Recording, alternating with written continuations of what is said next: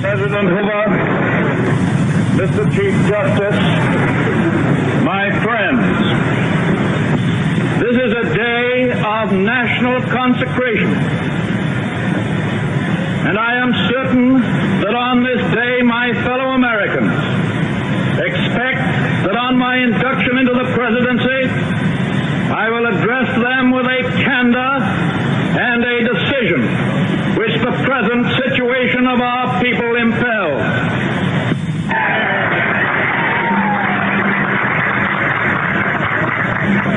This is preeminently the time to speak the truth, the whole truth, frankly and boldly. Nor need we shrink from honestly facing conditions in our country today. This great nation will endure as it has endured, will revive and will prosper.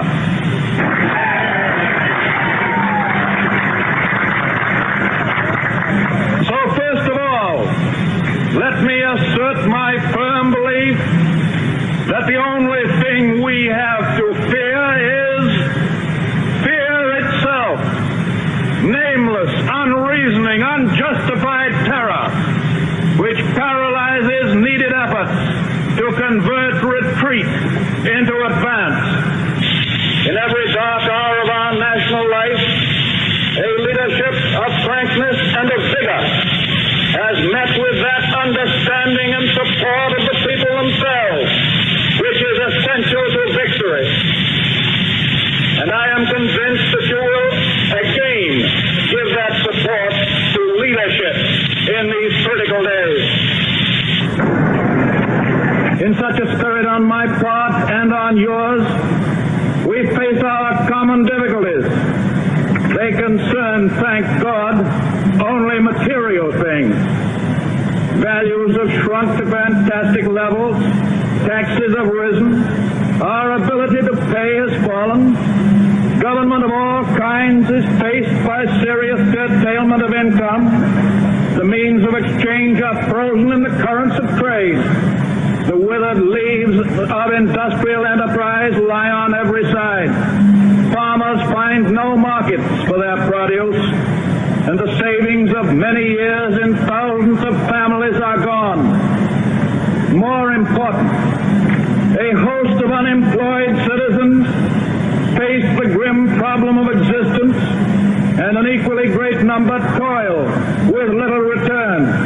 Only a foolish optimist can deny the dark realities of the moment. And yet our distress comes from no failure of substance. We are stricken by no plague of locusts. Compared with the perils which our forefathers conquered because they believed and were not afraid, we have still much to be thankful for. Nature still offers her bounty, and human efforts have multiplied it. Plenty is at our doorstep, but a generous use of it languishes in the very sight of the supply.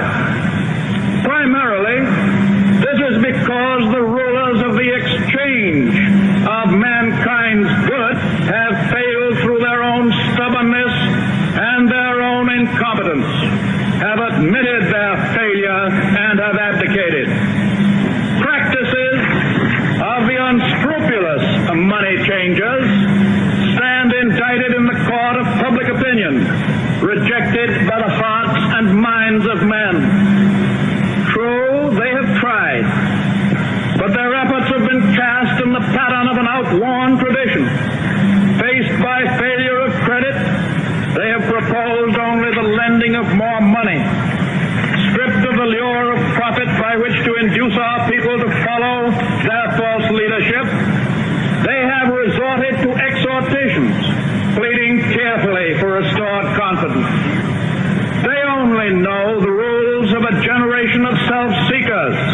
They have no vision, and when there is no vision, the people perish. Yes, the money changers have fled from their high seats in the temple of our civilization. We may now restore that temple to the ancient truths.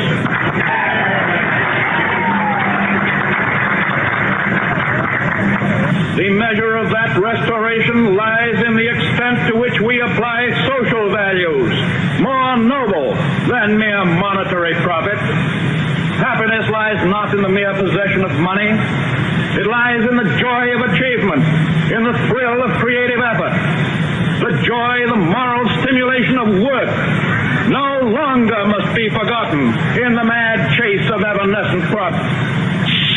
These dark days, my friends, will be worth all they cost us if they teach us that our true destiny is not to be ministered unto, but to minister to ourselves, to our fellow men.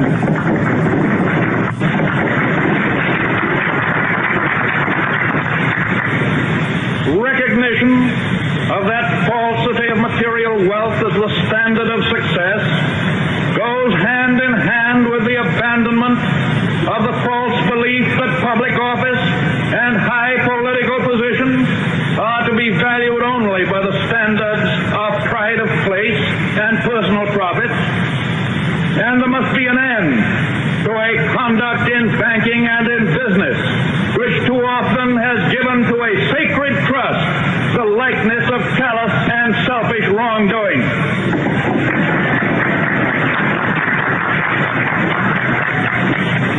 Small wonder that confidence languishes, for it thrives only on honesty, on honor, on the sacredness of obligations, on faithful protection, and on unselfish performance.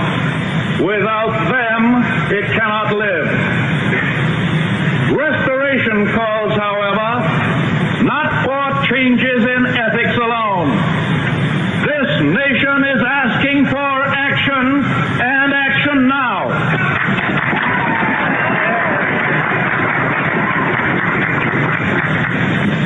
Our greatest primary task is to put people to work.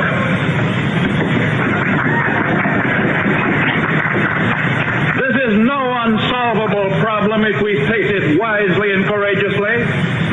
It can be accomplished in part by direct recruiting by the government itself, treating the task as we would treat the emergency of a war, but at the same time, through this employment, accomplishing greatly needed projects to stimulate and reorganize the use of our great natural resources.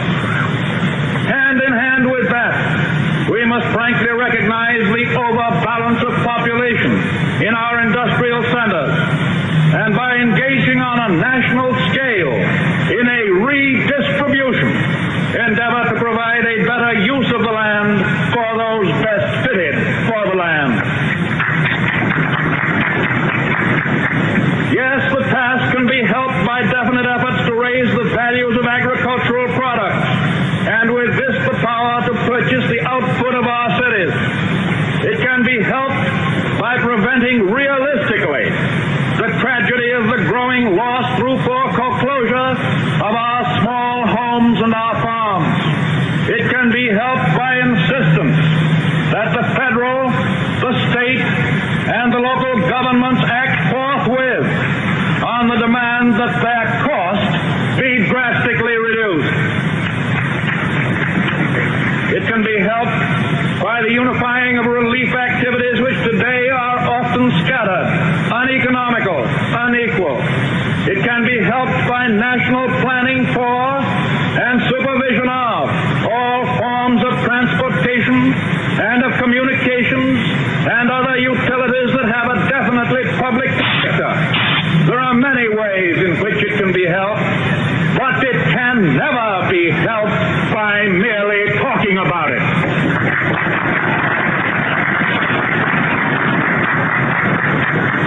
We must act quickly. And finally, in our progress towards a resumption of work, we require two safeguards against a return of the evils of the old order.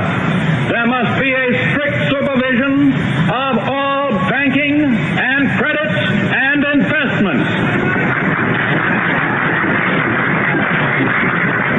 There must be an end to speculation with other people's money.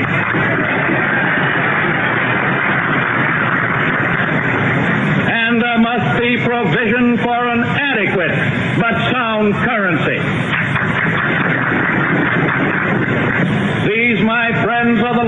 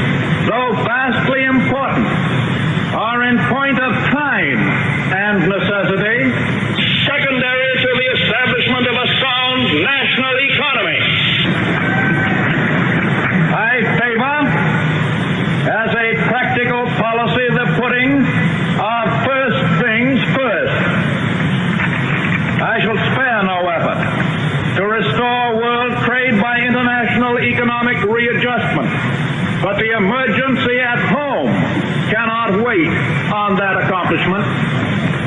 The basic thought that guides these specific means of national recovery is not narrowly nationalistic. It is the insistence as a first consideration upon the interdependence of the various elements in and parts of the United States of America. A recognition of the old and permanently important manifestation of the American spirit of the pioneer. It is the way to recovery. It is the immediate way. It is the strongest assurance that recovery will endure. In the field of world policy, I would dedicate this nation to the policy of the good neighbor. The neighbor who resolutely respects himself and because he does so, respects the rights of others. The neighbor who respects his obligations and respects the sanctity of his agreements in and with a world of neighbors. If I read the temper of our people correctly, we now realize, as we have never realized before, our interdependence on each other. But we cannot merely take, but we must give as well. That if we are to go forward, we must move as a trained and loyal army, willing to sacrifice for the good of a common discipline. Because without such discipline, no progress can be made, no leadership becomes effective. We are, I know, ready and willing to submit our lives and our property to such discipline because it makes possible a leadership which aims at the larger good. This I propose to offer, pledging that the larger purposes will bind upon us all, as a sacred obligation, with a unity of duty hitherto evoked only in times of armed strife. With this pledge taken, I assume unhesitatingly the leadership of this great army of our people, dedicated to a disciplined attack upon our common problems. Action in this image, action to this end, is feasible under the form of government which we have inherited from our ancestors. Our Constitution is so simple, so practical, that it is possible always to meet extraordinary needs by changes in emphasis and arrangement without loss of essential form.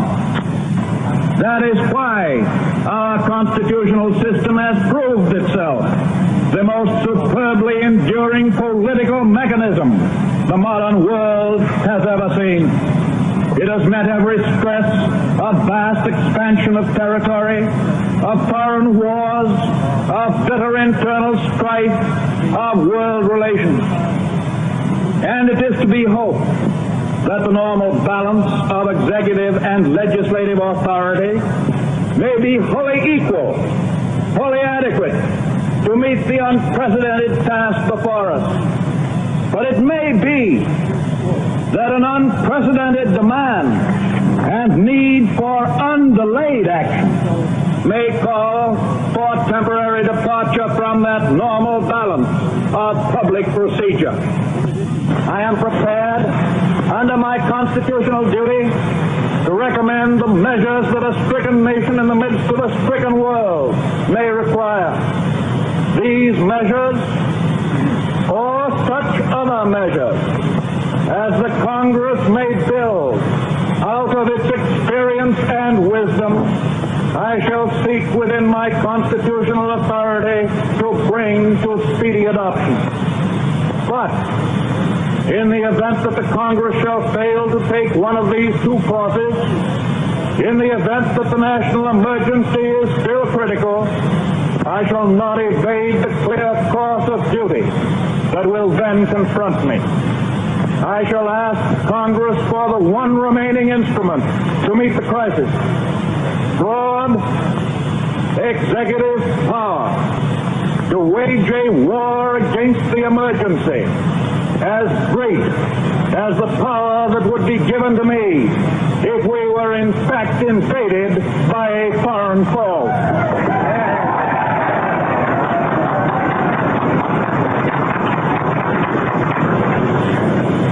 For the trust reposed in me, I will return the courage and the devotion that befits the time. I can do no less. We face the arduous days that lie before us in the warm courage of national unity, with the clear consciousness of seeking old and precious moral values, with the clean satisfaction that comes from the stern performance of duty by old and young alike. We aim at the assurance of a rounded, a permanent national life. We do not distrust the future of essential democracy. The people of the United States have not failed. In their need, they have registered a mandate that they want direct, vigorous action. They have asked for discipline and direction under leadership. They have made me the present instrument of their wishes. In the spirit of the gift, I take it. In this dedication of a nation, we humbly ask the blessing of God. May He protect each and every one of us. May He guide me in the days to come.